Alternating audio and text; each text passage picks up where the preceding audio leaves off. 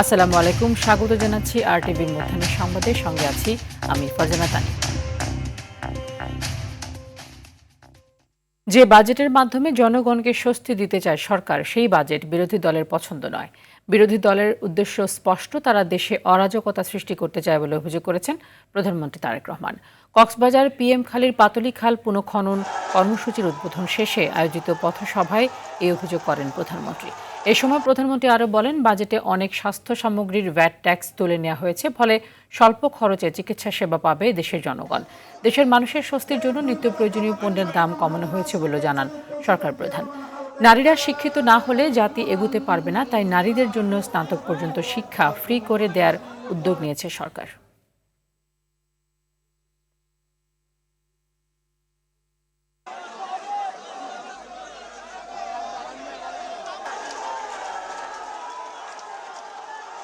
বাংলাদেশের প্রতিটি উপজেলায় আমরা চেষ্টা করছি প্রত্যেক উপজেলা 8 থেকে 10,000 মায়ের হাতে আমরা এই ফ্যামিলি কার্ডের সুবিধা তুলে দিব। প্রিয় ভাই বোনেরা, আপনারা দেখেছেন যে বাজেট ঘোষিত হয়েছে 2 দিন আগে, সেখানে আমরা বলেছি আমরা এই দেশের মানুষের চিকিৎসার ব্যবস্থা ঘরে ঘরে পৌঁছে দিতে চাই।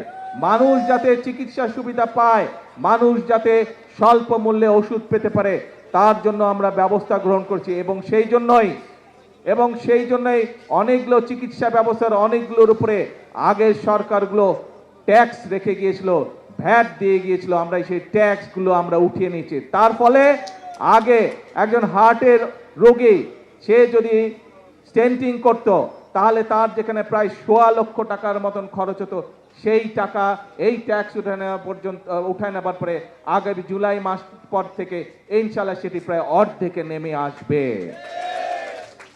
শুধু তাই নয়, অনেক মানুষ, বাংলাদেশের অনেক মানুষ কিডনি ডায়ালিসিস রোগী আছে, কিডনি ডায়ালিসিস করতে হয়, সেই ডায়ালিসিসের যে ওষুধ আছে সেটিরও ট্যাক্স তুলে নেওয়া আছে। তার ফলে এখন প্রায় 800 থেকে 8,000 টাকা পর্যন্ত প্রত্যেকটি রোগীর প্রত্যেকটি ডায়ালিসিসের ক্ষেত্রে খরচ কমে আসবে। এই মুহূর্তে কক্সবাজারের সমাবেশ স্থলে রয়েছেন সহকর্মী মাইদুর রহমান রুবেল, সরাসরি যুক্ত হচ্ছে তার সাথে। রুবেল, ইতিমধ্যে পাতলি খাল পুনঃখনন কর্মসূচির উদ্বোধন করা হয়েছে, প্রধানমন্ত্রী এটি করেছেন, আর কি কি কর্মসূচি রয়েছে এরপরে?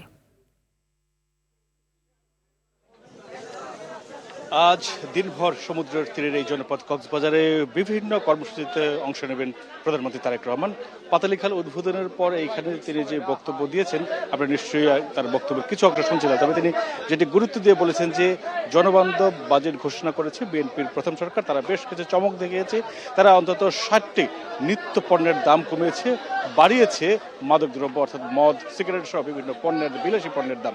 তাতে করে বিরোধী দল যে প্রতিবাদ জানিয়েছে, বাজেটকে যে তারা প্রত্যাখ্যান করেছে, তার কড়া জবাব দিয়েছেন প্রধানমন্ত্রী তারেক রহমান। তিনি বলছেন যে এই বিরোধী দলের উদ্দেশ্য স্পষ্ট, তারা মাদকের দাম বাড়ানোর কারণে, সিগারেটের দাম বাড়ানোর কারণে তারা প্রতিবাদ করছে। এটি কেন করছে তার উদ্দেশ্য জানতে চেয়েছেন প্রধানমন্ত্রী। তিনি বলেছেন যে মানুষের নিত্য পণ্যের দাম, রোগীদের সহ আসলে গুরুত্বপূর্ণ অনেক বিষয়ের দাম কমানো হয়েছে, তাকে স্বাগত না জানিয়ে বিরোধিতা করার জন্য যে বিরোধিতা করছে তাদের উদ্দেশ্য নিয়েও কিন্তু প্রশ্ন তুলেছেন প্রধানমন্ত্রী। পাতালি খাল উদ্বোধনের পর এখন প্রধানমন্ত্রী যাচ্ছেন যেখানটিতে, সেটি আসলে নির্বাচনের আগে যে প্রতিশ্রুতি দিয়েছিলেন 25 কোটি বৃক্ষরোপণ করবেন, সেই 25 কোটি বৃক্ষরোপণের আজকে প্রথম উদ্বোধন করতে যাচ্ছেন, যেটি আসলে আজকের বৃক্ষরোপণের মাধ্যমেই আসলে বৃক্ষরোপণ কর্মসূচির উদ্বোধন করবেন। 25 কোটি গাছ লাগাবেন বিএনপির এই সরকার এই আমলে। এবং এরপর শহীদ ওয়াসিমের অর্থাৎ কক্সবাজারের জুলাই অভ্যুত্থানে প্রথম যে শহীদ বিএনপির কক্সবাজারের ওয়াসিমের কবর জিয়ারত করবেন, তার পরিবারের সদস্যদের সাথে দেখা করবেন। তারপর একটি পৌরসভা, একটা ইউনিয়নের তিনি ভিত্তিপ্রস্তর স্থাপন করবেন এবং দুপুরে স্বরাষ্ট্রমন্ত্রী সালাউদ্দিন আহমেদের বাসায় বিরতি নেবেন পেকুয়াতে এবং মধ্যাহ্নভোজ সেখানে সারবেন। তারপর কক্সবাজারের বাস স্ট্যান্ডে মূলত একটি রাজনৈতিক সমাবেশ করবেন, সেইখানে মূলত অনেক বিষয় উঠে আসবে। তবে আজকে আমরা এই সমাবেশটিতে যেটি দেখেছিলাম, স্থানীয় নেতারা তাদের দাবি দেওয়ার কথা তুলে ধরেছেন, তাদের সমস্যার কথা বলেছেন এবং সন্ধ্যায় একটি সুধী সমাবেশ রয়েছেন, যেটি এই সুধী সমাবেশে মূলত সব সমস্যার কথা শুনবেন বলছেন প্রধানমন্ত্রী। এবং সেইখানে গুরুত্বর ভিত্তিতে যেসব সমস্যাগুলি তৈরি হয়েছে সেই সমস্যা সমাধানের জন্য তিনি গুরুত্ব ভিত্তিতে পদক্ষেপ নেওয়া হবে বলে জানিয়েছেন স্বরাষ্ট্রমন্ত্রী। যদিও প্রধানমন্ত্রী নির্বাচনের আগে যে প্রতিশ্রুতিগুলো দিয়েছিলেন সেই প্রতিশ্রুতিগুলি যে নির্বাচনের ভোটের কালি শুকানোর আগেই বাস্তবায়ন শুরু করেছেন সেই কথাটি কিন্তু বলেছেন প্রধানমন্ত্রী। তিনি বলেছেন যে গুরুত্বের ভিত্তিতে কেন্দ্র থেকে তৃণমূল সমানভাবে উন্নয়নের কাজ করবে বিএনপি সরকার, এবং তার প্রেক্ষিতেই সকাল থেকে বৃষ্টি উপেক্ষা করে আমরা দেখেছি যে এখানে নেতাকর্মীরা অপেক্ষা করছিলেন এবং বৃষ্টি উপেক্ষা করেই খাল খনন কর্মসূচিটি শুরু হয়েছিল, যদিও এখন বৃষ্টি থেমেছে। এই আসলে কক্সবাজার যেহেতু পর্যটন নগরী, এই পর্যটন শিল্পের উন্নয়নের কথাও বলছেন স্থানীয় নেতারা, এবং পর্যটন শিল্পের উন্নয়নের মাধ্যমে একদিকে যেমন সরকারের রাজস্ব বাড়বে, পর্যটনের আগমন বাড়বে, এবং একই সাথে কক্সবাজার এবং এই অঞ্চলের মানুষের কর্মসংস্থান বাড়বে বলে মনে করা হচ্ছে। এই ছিল কক্সবাজার থেকে সবশেষ খবর আমার কাছে। তা নেই। ধন্যবাদ আপনাকে। জ্বালানির সংকটকে বিনিয়োগে বড় বাধা বলে মন্তব্য করেছেন পররাষ্ট্রমন্ত্রী এবং জাতিসংঘ সাধারণ পরিষদের ৮১তম অধিবেশনের সভাপতি ডক্টর খলিলুর রহমান। সকালে রাজধানীর একটি হোটেলে পররাষ্ট্র মন্ত্রণালয় এবং বাংলাদেশ বিনিয়োগ উন্নয়ন কর্তৃপক্ষ বিডা আয়োজিত বাণিজ্য, অর্থনৈতিক প্রবৃদ্ধি ও অর্থনৈতিক কূটনীতিক কর্মপরিকল্পনা বিষয়ক সম্মেলনে এসব কথা বলেন তিনি। ডক্টর খলিলুর রহমান বলেন, বৈশ্বিক বিনিয়োগ আকৃষ্ট করতে নির্ভরশীল গঠনমূলক সহযোগিতা করতে আগ্রহী ঢাকা। এ সময় স্থানীয় সরকার মন্ত্রী মির্জা ফখরুল ইসলাম আলমগীর বলেন, প্রধানমন্ত্রী তারেক রহমানের দূরদর্শী নেতৃত্বে দক্ষ জনগোষ্ঠী গঠনে বদ্ধপরিকর বর্তমান সরকার। The ongoing energy crisis has already caused us to spend more on imported fuel. We are a net energy importing country. Increased fuel prices directly affect our cost of production and through that competitiveness. By taking away critical funding that would have gone into development activities. We believe that each and every single citizen of the country must feel that the state is prepared to work for them. We believe that each and every single citizen should work for them. Under the dynamic leadership of our Prime Minister, Mr. Tariq Rahman, our government is committed to providing the hard-working and fast-learning people of Bangladesh. রাজধানীর মগবাজারের আদ্দিন হাসপাতাল ছাড়তে শুরু করেছেন রোগীরা। এর আগে অবহেলায় শিশু মৃত্যুর ঘটনায় নিবন্ধন বাতিলের পর হাসপাতালটি বন্ধে স্বাস্থ্য অধিদপ্তর ৭২ ঘণ্টার সময় বেঁধে দেয়, যাতে গুরুতর রোগীদের অন্য হাসপাতালে সরিয়ে নেওয়া যায়। তবে নতুন রোগী যাতে হাসপাতালটিতে ভর্তি করা না হয় এজন্য নির্দেশনা দিয়েছে স্বাস্থ্য অধিদপ্তর। হাসপাতালটির কার্যক্রম বন্ধ থাকলেও অনেকের কাছে সেই তথ্য না থাকায় রোগীরা এসে ফিরে যাচ্ছেন।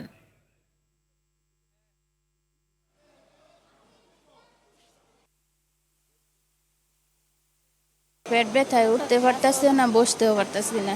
এখন আসছি ডাক্তার দেখাইতে, তো ওরা দেখতেছে না। আমার অবগত নেই, অবগত হলে পরে তো আসতাম না, তো বাট হিয়ারিং করতাম না। সরকার যদি জনগণের ভালো চায়, নিরীহ মানুষের ভালো চায়, গরিব মানুষের ভালো চায়, তাহলে এই হসপিটালের দরকার।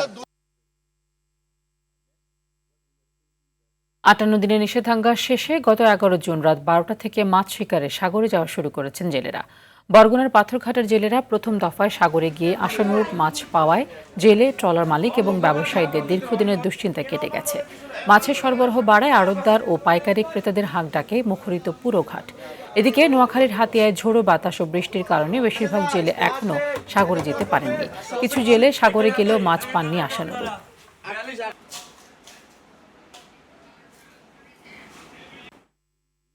এ বিষয়ে আরও জানাতে বরগুনার পাথরঘাটা থেকে সরাসরি যুক্ত হচ্ছেন সহকর্মী তাহিদুল ইসলাম শুভ। তাহিদ, মাছ কেমন ধরা পড়ছে সাগরে এবং জেলেরা দাম পাচ্ছেন কেমন, ক্রেতাদের ভিড় দেখছেন কেমন? আমি এখন রয়েছি দেশের দ্বিতীয় বৃহত্তম মৎস্য অবতারণ কেন্দ্রে।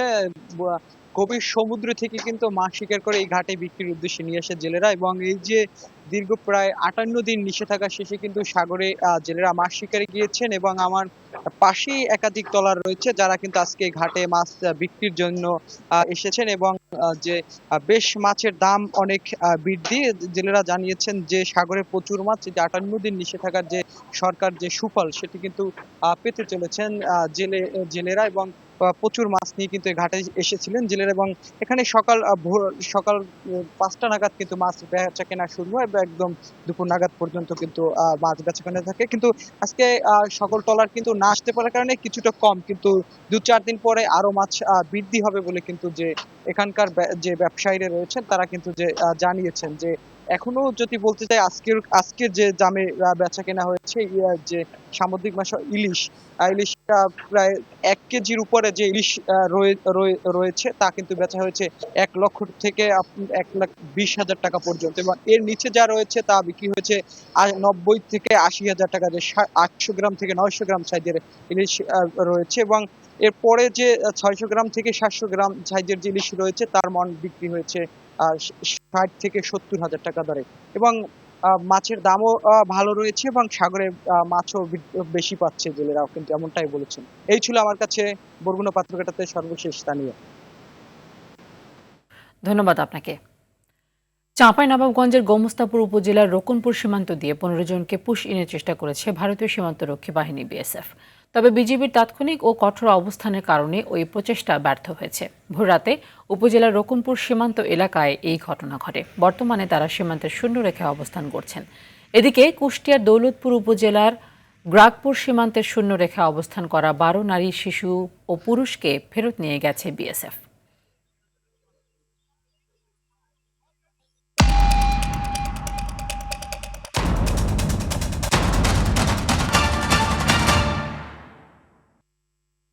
এবার বিআরবি কেবল বিশ্বকাপের খবর। মধ্যাহ্ন সংবাদ এ পর্যন্তই। দুপুরের সংবাদ 2:15 দেখার আমন্ত্রণ রইল। ধন্যবাদ সবাইকে।